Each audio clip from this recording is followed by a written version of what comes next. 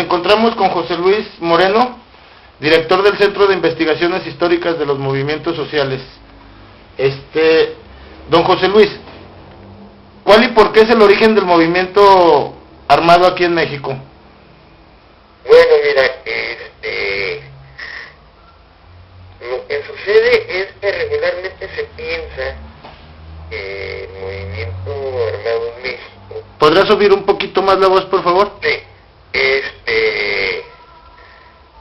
tiene sus orígenes en el movimiento estudiantil del 68 o en la masacre del 10 de junio. Lo que sucede, y algunos historiadores se remontan a 1965, cuando fue el asalto, el intento de asalto al cuartel Madera, sí, en Chihuahua. Lo que sucede es que la mayoría de las organizaciones que surgieron como parte del movimiento venían de luchas sociales, como es el caso de Arturo Gámez y el profesor Pablo Gómez en el estado de Chihuahua. Ellos en los años 60 trabajaron, y militaron en el Partido Popular Socialista y trabajaban fundamentalmente con los campesinos. Ellos conformaron, la UOCEN, una organización obrero campesina en los estados de Chihuahua y Sonora y otras, Durango. Y ellos luchaban en contra de los caciques y de los latifundios que existían en estos estados. Organizar junto con otras gentes a los campesinos para demandar el reparto de tierras. Sí. Y fueron reprimidos. Entonces, ¿Por el ejército? por los guardias blancas y protegidos por el ejército mexicano o por las autoridades federales. Sí. Y estos compañeros pasaron al proceso de la autodefensa, y de ahí pues fue un paso nada más el que dieron para la conformación del grupo popular guerrillero, que así se le llamó en Chihuahua. Otro de los casos pues es el de Genaro Vázquez Rojas, profesor, que también había trabajado en el estado de Guerrero, organizando a los campesinos, Sí. o ayudando a la organización. Y no nomás por la demanda de tierra, sino también por precios más justos a sus productos. Y también fueron masacrados. Fueron gente que estuvo luchando mucho.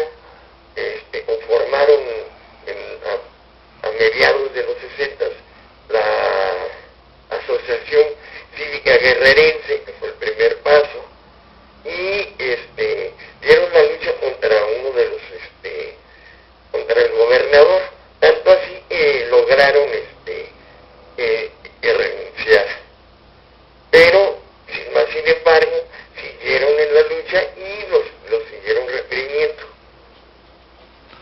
El otro caso importante pues es el de Lucio Cabañas. Sí.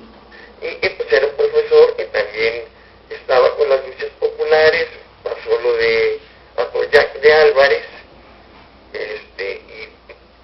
y la única manera para que no lo mataran pues se subió a la sierra y organizó el Partido de los Pobres. Lo que te quiero decir es de que la mayoría que venían del movimiento, que organizaron el movimiento armado en México, era gente que había estado en luchas populares o luchas sociales. O sea, no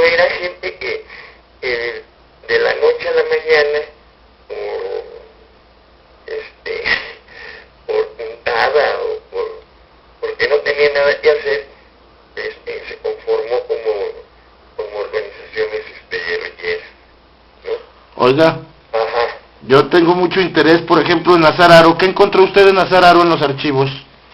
Bueno, lo que pasa es de que Nazararo en un principio era un agente, después fue el subdirector de la Dirección Federal de Seguridad, y como subdirector fue parte importante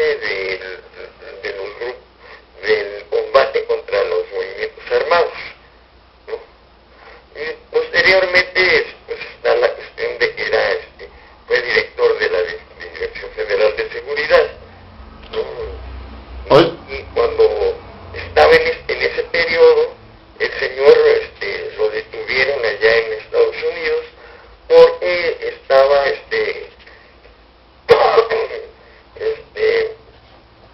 conformaron una organización criminal que se dedicaba al robo de autos, ¿no? ¿Es algo conocido eso? Sí, salió en la prensa, tanto mexicana como de los Estados Unidos. Oiga, don José Luis, ¿usted conocerá el número de muertos y desaparecidos desde que empezó el movimiento social, los movimientos sociales? Desde los 60, o sea, me está hablando que son como, ¿quién dice? Tres grupos que surgen en el país de forma distintas, como en la primera revolución que surgieron en distintas partes del país. Lo que sucede es de que estos primeros, estas tres primeras organizaciones son antes de 1970, ¿no? Antes de la masacre. 8. Okay. Después viene todo lo que se viene conformando del movimiento guerrillero urbano. Sí. Después del 68 y después del 71, ¿no? Sí. Ya eran de otras características, pero estaban en la misma línea de lucha, pues, ¿no? Ya surgieron después como 16 organizaciones, ¿no? Unas de ellas, en 1973, conformaron la Liga Comunista 23 de septiembre. Ahora, sobre tu pregunta, mira, el problema es de que lo que se tiene contabilizado de compañeros detenidos desaparecidos es más o menos entre 1.200 a 1.400 gentes, ¿no? Sí. Con distinto grado de información, pues, ¿no? Desaparecidos y muertos. No, esos son detenidos desaparecidos. Detenidos desaparecidos son 1.200 a 1.400. ¿Y muertos? El número de muertos todavía no está bien, ¿cómo te diré? Bien, no hay una cifra exacta todavía. ¿Por qué, don José Luis? ¿Por qué? Porque lo que sucede es de que lo que se ha trabajado, por tanto, con las organizaciones de derechos humanos como por los investigadores, se han dedicado más al problema de los detenidos desaparecidos. Oiga, entonces, ¿todos esos muertos quedó en la impunidad la mayoría?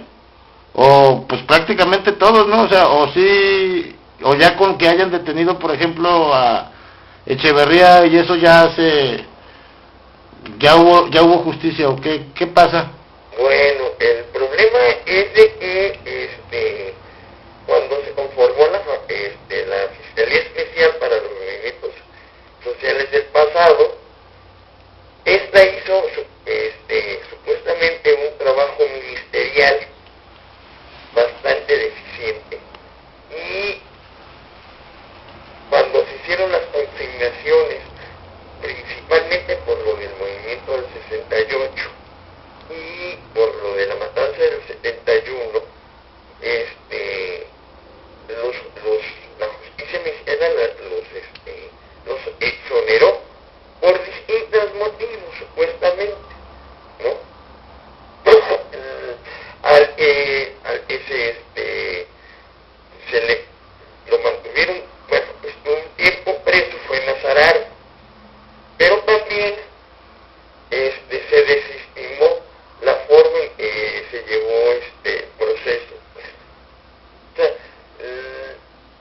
la gran mayoría o sea, a todos los consignados, supuestamente, hoy están libres.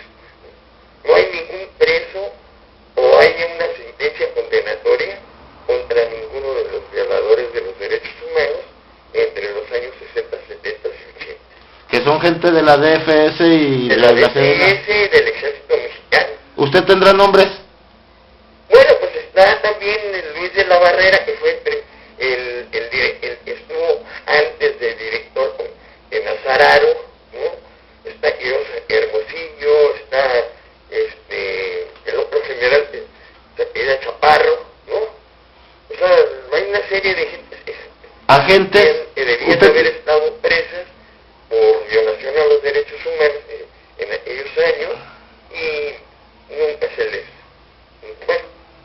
les exoneró, pues, ¿no? Y pues los agentes menos, ¿verdad? Lo que eran los agentes de base, ¿no? Lo que era la policía secreta y eso, pues no, menos, nunca pagaron, ¿verdad? Nadie, no hay nadie preso o que tenga una sentencia condenatoria con respecto a estos hechos. O sea, hay completa impunidad en varias masacres, en desapariciones, en ejecuciones de Estado. Definitivamente. Ese es uno de los grandes problemas de este país, pues, ¿no? O sea, si no se castiga a la gente que violó los derechos humanos en los años 60, 70 y 80, pues lógicamente eso le da al Estado mismo la posibilidad de seguir violando, ¿no? Como ha sido con el sexenio pasado, el de Calderón, pues, ¿no? Y supongo que muchos de esos hombres, incluso en vez de haber sido castigados, fueron premiados, ¿no? Supongo que algunos ya han ascendido, ¿no? Sí. Algunos ya han fallecido por la misma edad, pues, ¿no? Sí. ¿Tendrá nombres usted de algunos personajes que estén en los documentos y que hoy sigan activos en la milicia o en las policías o en la política? Desgraciadamente, mira, lo que pasa es de que yo me he dedicado más a la investigación histórica de los años 50 a los 80 y no me he metido realmente a hacer labor de investigación en estos años. Oiga, ¿por qué la Liga y por qué los movimientos sociales no han progresado? O finalmente con el 94, ya que dicen que pues la del 94, la del 1 de enero, pues su germen fue ese, ¿no? Ajá. Sí es un éxito, sí es un triunfo. O por ejemplo, mira, yo hablo de la experiencia de lo que yo he investigado, el problema de la Liga Indígena 23 de septiembre, que yo milité ahí. Yo considero que la Liga, por su propia política, ¿no? Sufrió una derrota, fue derrotado. Y lógicamente también por la cuestión de la política del Estado de exterminio completo a esa organización, pues, ¿no? No podemos hablar de que fue una derrota político-militar. ¿y cómo pudieron sobrevivir como personas como usted, oiga? ¿O usted también fue torturado y también fue encarcelado? Sí. Lo que pasa es de que el proceso de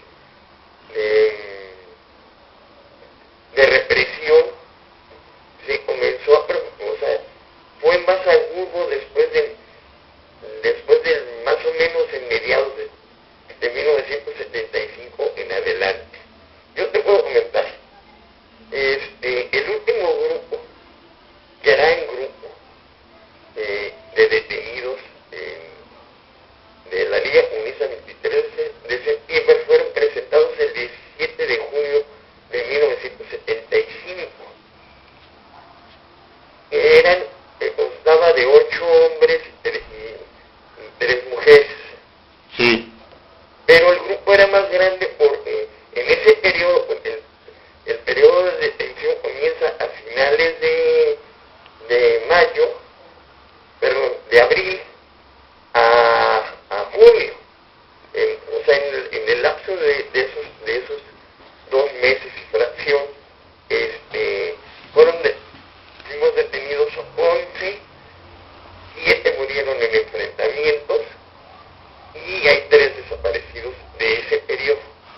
¿Usted participó en enfrentamientos?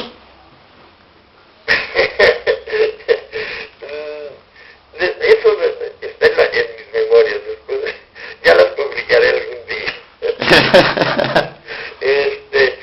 Mira, es el último grupo que llega. Después de este grupo comienzan a llegar de vez en cuando uno o dos compañeros. O sea, son presentados ante las autoridades judiciales. Pero tú ya no ves grupos, ¿no? Lo que tú comienzas a ver es de que o mueren en enfrentamientos, son detenidos y no son presentados, ¿no? Fundamentalmente. Y ejecutados, ¿no? O sea, yo he conocido policías de la secreta que me han dicho cómo los ejecutaban, ¿no? Nada más y pues aparecían nada más como muertos, ¿no? Sí, mira, yo te voy a comentar. En el grupo donde te digo, del 75, dos compañeros caen en un cerco en Ciudad Universitaria. Era Adolfo López Lozano y Teresa Hernández Antonio. Algunos de nosotros nos llevaron a identificarlos. El compañero tenía como 17 tiros y la compañera más o menos lo mismo. Adentro de Ciudad Universitaria. Adentro de Ciudad Universitaria. Y los dos presentaban el tiro de gracia. ¿En dónde fue exactamente, oiga? En le dicen las islas, enfrente pero es la Facultad de Ingeniería. ¿Dónde están los bosquecitos? Ándele por ahí. Y fue la secreta. Y fue la Dirección Federal de Seguridad. Oiga, otro caso que tenga por ahí usted de ejecuciones. De ejecuciones. Pues mira, cuando se hizo el triple asalto ahí en Chihuahua, el grupo de Diego Lucero, en enero de 1972,